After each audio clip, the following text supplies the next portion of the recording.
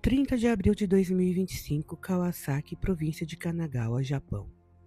A polícia entra na casa de um homem que havia viajado para os Estados Unidos semanas antes. No chão da cozinha, sob o piso, eles encontraram uma bolsa embrulhada em plástico. Dentro dela, em avançado estado de decomposição e com sinais de queimaduras, estava o corpo de Asahi Okazaki. Ela tinha acabado de completar 20 anos. O que choca nesse caso não é apenas a brutalidade da ocultação do cadáver. O que choca é que a polícia sabia exatamente quem era o dono daquela casa. E pior, eles sabiam que Asahi estava correndo risco há meses. Infelizmente, o Japão já viu esse exato filme de terror antes. Em 26 de outubro de 1999, Shiori Ino, de 21 anos, foi brutalmente esfaqueada à luz do dia, do lado de fora da estação de Okegawa. Assim como Asahi, Shiori tinha um ex-namorado stalker. Assim como Asahi, ela foi à polícia implorar por ajuda. Na época, a delegacia de Ageo não apenas ignorou as denúncias de Shiori, eles falsificaram documentos para fingir que ela havia retirado a queixa, se recusaram a agir e fizeram algo ainda mais perverso depois que ela morreu. Para encobrir a própria negligência, a polícia vazou informações distorcidas para a mídia, pintando Shiori como uma garota fútil, focada em dinheiro e roupas de grife, tentando culpar a vítima pelo próprio assassinato. Mas a investigação que descobriu tudo não veio da polícia, e sim de um repórter que, intrigado, começou a investigar o caso por conta própria. Foi o trabalho meticuloso de Kiyoshi Shimizu que trouxe a verdade à tona. Quando a pressão do trabalho de Shimizu forçou a polícia a agir, causou uma indignação nacional. A sociedade japonesa exigiu mudanças e a lei anti-stalking foi criada no ano 2000.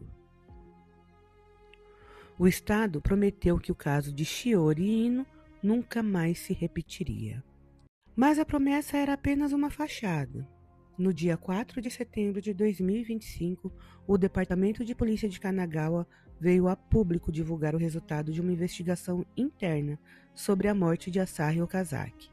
Eles admitiram respostas ineficientes e problemas estruturais. Mais de 40 policiais receberam punições, redução de salário por 3 meses e pedidos públicos de desculpa. Um remendo burocrático em um sistema que deixou uma jovem morrer. E para entender como essa falha catastrófica aconteceu, nós precisamos ir ao início da história de Asahi. Na primavera de 2024, Asahi, com apenas 19 anos, conhece Hideuki Shirai, de 27. Ela era uma garota normal, doce, dedicada à família e que trabalhava em um restaurante. Ele não tinha emprego fixo e tentava a sorte em um grupo de rap, que nunca decolou. O relacionamento começou como qualquer outro, mas rapidamente se transformou em um pesadelo.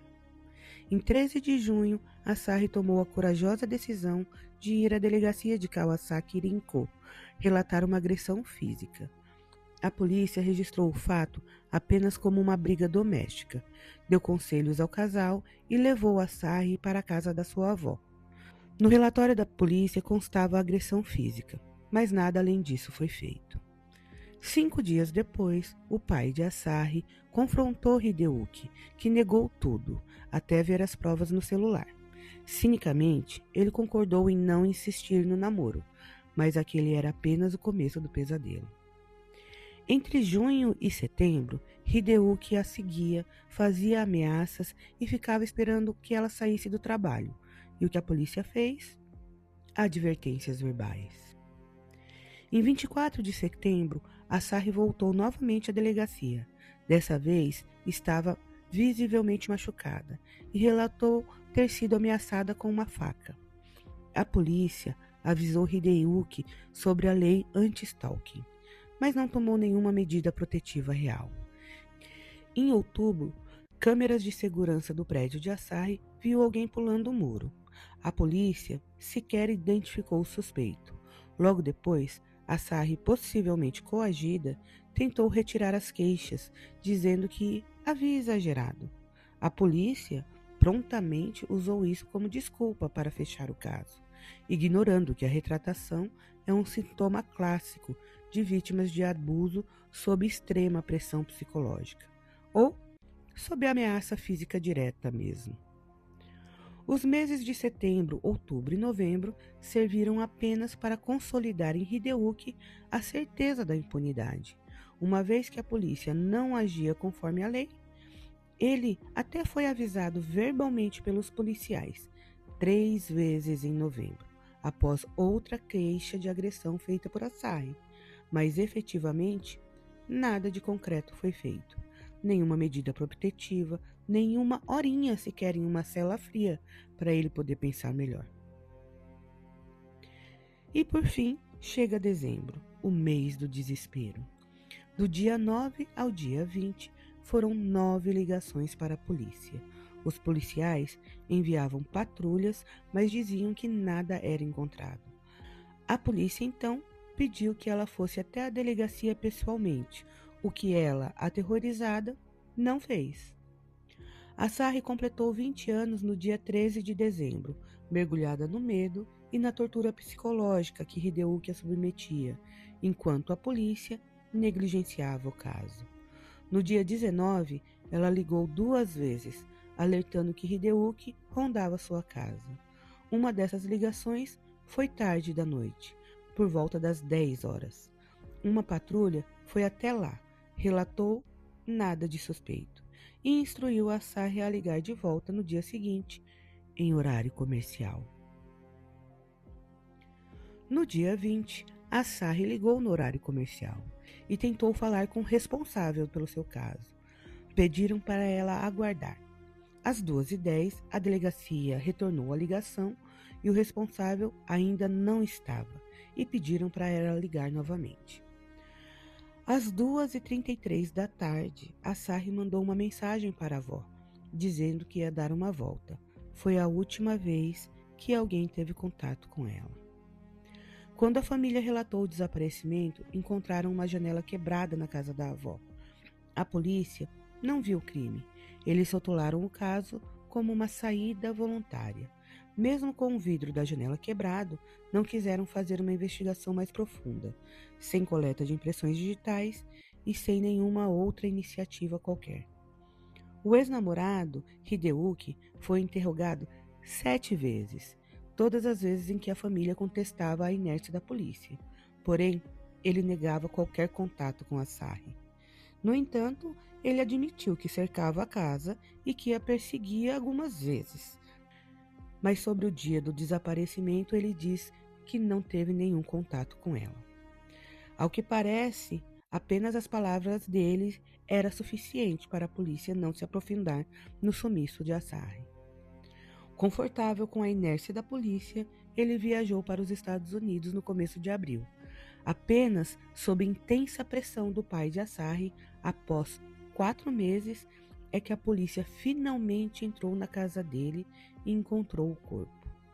Hideyuki voltou ao Japão em 3 de maio de 2025. No desembarque, ainda no aeroporto, foi preso inicialmente por ocultação de cadáver, acusação que ele não negou. Porém, nos interrogatórios seguintes, permaneceu em silêncio.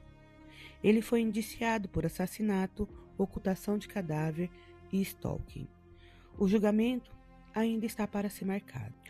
O pai de Asahi protestou em frente à delegacia com 90 pessoas no mesmo dia da prisão de Hideyuki no aeroporto, quebrando a sagrada regra da harmonia social japonesa, porque a dor rompeu o tatemai.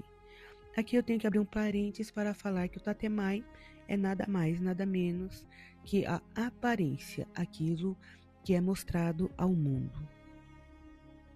Os manifestantes eram familiares e amigos que gritavam palavras de ordem contra a polícia, dizendo que as autoridades também a haviam matado. E quando a polícia chamou a tropa de choque para conter o protesto, a verdadeira face do sistema se revelou, levando o caso para as redes sociais e para a mídia convencional, deixando a opinião pública indignada com o descaso. Asahi Okazaki não foi apenas vítima de um stalker. Ela foi vítima das ilusórias camadas de segurança do Japão. Camadas que não são visíveis porque, no fundo, para não criar um desconforto na sociedade, as pessoas não se queixam como o pai de Asahi fez. A estrutura foi desenhada meticulosamente para manter a ordem no coletivo, para preencher planilhas e garantir que os índices de criminalidades pareçam baixos. Mas quando o caos bate à porta de uma única pessoa e ela implora por ajuda no meio da noite, o sistema manda ela ligar de volta no horário comercial. A lei dos anos 2000 não falhou. Quem falhou foi a burocracia que valoriza mais a conveniência do silêncio do que o grito de socorro de uma jovem de 20 anos. No caso de Shiori Ino, muda um pouco o contexto da negligência. Para entender o nível de blindagem que cercava o ex-namorado de Shiori, é preciso olhar para onde vinha o seu dinheiro. Ele e o seu irmão gerenciavam redes de estabelecimentos na zona cinzenta da noite japonesa, locais que frequentemente operavam sob os olhos complacentes das autoridades locais. Isso levanta uma suspeita sombria que muitos jornalistas da época sussurraram, mas que o relatório oficial preferiu engolir. A recusa da polícia em agir e a posterior falsificação de documentos foi apenas preguiça burocrática? Ou reflexo de uma proximidade perigosa entre quem deveria aplicar a lei e quem lucrava nas sombras dela? Shiori Ino e Asahi Okazaki são casos que vieram à tona por ser impossível não olhar, não se indignar.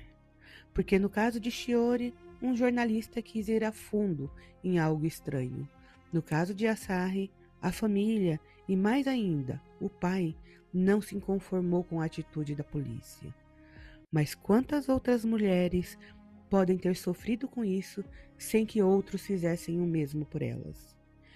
É um número difícil de achar, difícil de aceitar e mais difícil ainda de acreditar que um país que tem índices de criminalidades tão admiravelmente baixos possa cobrir esses acontecimentos que, pasmem, não são poucos. Sim, a segurança pública no Japão é extremamente eficiente. Os índices de criminalidade são baixíssimos, mas o aumento de denúncias de stalking só vem aumentando ano a ano. E cada vez que acontece uma Shiori Ino ou uma Asahi Okazaki, essa lei é endurecida. Mas para que os casos assim não aconteçam, é necessário pôr essas leis para funcionar. Nenhuma lei no papel salva uma vida. Se o Estado, com o poder que detém, não conseguir agir, não adianta lei nenhuma. Eu até entendo que crimes dessa natureza sejam mais difíceis de evitar, uma vez que sentimentos tão controversos estão em questão. Porém, não fazer nada não é uma solução adequada. E a pergunta que fica é: até quando? Se essa história te incomodou, e eu sei que sim, porque é impossível ficar indiferente, deixe seu comentário abaixo. Você acha que nós, em qualquer lugar do mundo, estamos realmente protegidos pelas leis que existem no papel? Ou a burocracia sempre vai falar mais alto que a segurança humana? Se você chegou até aqui, já sabe o que fazer. Curta, comente, compartilhe para que nós possamos continuar com R2L Lado B, trazendo essa visão sobre os crimes reais. Até mais, nos vemos no próximo vídeo.